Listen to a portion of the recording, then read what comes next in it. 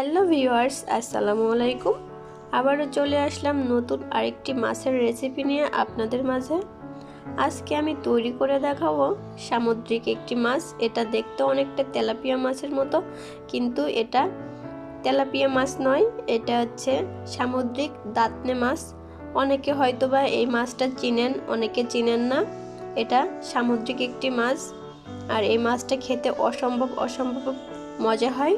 তাহলে চলুন কিভাবে এই মাছটা রান্না করা যায় দেখে নেওয়া যাক। আমি আজকে কিন্তু দাঁতনে মাছের তেল ঝাল তৈরি করে দেখাবো। তাই এটা হচ্ছে দাঁতনে মাছ, দেখেই বুঝতে পারছেন। আমি আপনাদের গোটা মাছটা দেখাতে পারিনি, যেহেতু মাছটা কেটে আনা হয়েছে, সেজন্য এই মাছটা আমি এভাবেই দেখাচ্ছি। অনেকে হয়তোবা চিনেন, যারা জানেন খেয়েছেন অবশ্যই তারা এই মাছ সম্পর্কে জানেন বা রান্না করে খেয়েছেন, অবশ্যই কমেন্টস করে জানাবেন। আমি মাছটা কিন্তু 4 ভাগ করে নিয়েছিলাম। এখন আমি চুলায় একটি প্যান বসিয়ে দিয়েছি, আর এখানে আমি কিছুটা পরিমাণ জিরা ভেজে নিব। আমি রান্নার শেষে জিরাটা ইউজ করব, এতে করে মাছের টেস্টটা খুবই ভালো আসবে, ফ্লেভারটা। দেখুন জিরাটা ভেজে উঠিয়ে নিয়েছি। এখন আমি এখানে পরিমাণ মতো তেল দিয়ে দিব। যেহেতু তেল ঝাল তৈরি করব, সেজন্য তেলের পরিমাণটা আমি সামান্য একটু বেশি দিয়েছি। এখানে দিয়ে দিব 1 চা চামচ পরিমাণ পেঁয়াজ বাটা, দিয়ে দিব 1/2 চা চামচ পরিমাণ রসুন বাটা। খুব বেশি মশলা ইউজ করব না। আর দিয়ে দিব শুকনো মরিচের পেস্ট, আমি এখানে 1.5 চা চামচ পরিমাণ দিয়ে দিয়েছি। আপনারা আপনাদের স্বাদ অনুযায়ী দিয়ে নেবেন, যে যেমনটা ঝাল খেতে পছন্দ করেন তেমনটা দিয়ে নেবেন। দিয়ে দিব 1/2 চা চামচ পরিমাণ আদা বাটা,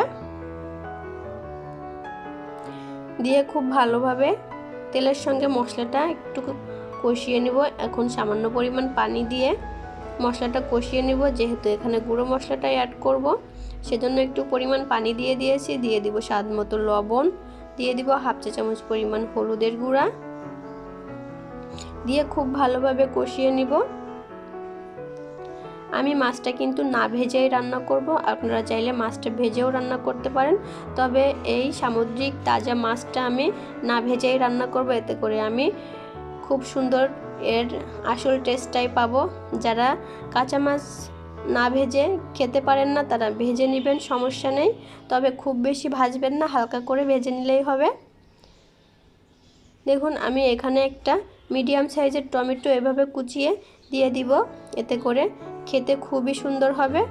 আমি এই মাছটা কিন্তু মশলার সঙ্গে খুব ভালোভাবে কষিয়ে নিব, যেহেতু মাছটা আমি আগে থেকে ভেজে নেইনি, সেজন্য কিন্তু মাছটা খুব ভালো মতো করে কষিয়ে নিতে হবে। তা না হলে কিন্তু মাছের একটা আষ্টে গন্ধ বা কাঁচা গন্ধ সেটা থাকলে কিন্তু মাছটা খেতে ভালো লাগবে না। সেজন্য সময় নিয়ে কিন্তু মাছটা কষিয়ে নিতে হবে। আমি এখানে প্রায় 10 মিনিট ধরে কিন্তু মাছটা এপাশ ওপাশ উল্টিয়ে পাল্টিয়ে কষিয়ে নিয়েছি। তারপরে আমি এখানে 1 কাপ পরিমাণ পানি দিয়ে দিয়েছি, দিয়ে খুব ভালোভাবে নেড়ে চেড়ে নিব। আর এই মাছটা কিন্তু খুবই ভালো। আমি আপনাদের কাছে রিকোয়েস্ট করছি, একবার হলেও এই মাছটা যদি আপনারা কোথাও খুঁজে পান, তাহলে কিন্তু একবার হলেও এনে খেয়ে দেখবেন। খুবই মজা হয় এই মাছটা খেতে, আমার তো খুবই পছন্দের একটি মাছ। দেখুন মাছটা আমার প্রায় হয়ে এসেছে। এ পর্যায়ে আমি যে জিরাটা আগে ভেজে রেখে দিয়েছিলাম সেটা গুঁড়ো করে নিয়েছিলাম। এখন এই রান্নার শেষে এটা দিয়ে দিব, এতে করে সুন্দর একটি ফ্লেভার বের হয়ে আসবে, আর খেতে কিন্তু খুবই মজা হবে।